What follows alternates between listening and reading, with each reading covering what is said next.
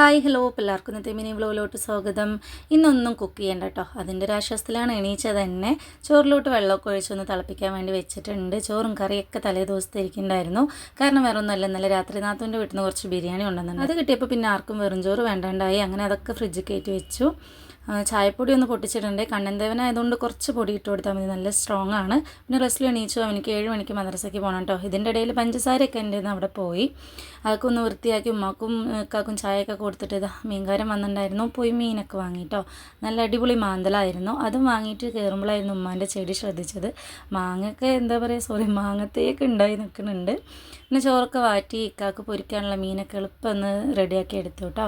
ഇതിൻ്റെ ഇടയിൽ ഞാൻ ചായ കുടിക്കാൻ മറന്നു പോയിട്ടുണ്ടായിരുന്നു. വീണ്ടും ചായയൊക്കെ ചൂടാക്കിയിട്ട് ചായയൊക്കെ കുടിച്ചു. എൻ്റെ യൂണിഫോമും എൻ്റെ യൂണിഫോമൊക്കെ ഒന്ന് അയൺ ചെയ്തെടുത്തു. പിന്നെ പോയതാ ഇക്കാക്കുള്ള ഫുഡൊക്കെ ആക്കി. ഞാൻ കുറച്ച് ബിരിയാണിയാണ് കേട്ടോ എടുത്തത്. പിന്നെ ഒട്ടും സമയം ഉണ്ടായിരുന്നില്ല. ഓഫീസിലെത്തിയിട്ടാണ് ഇത് ബാക്കി മേക്കപ്പൊക്കെ.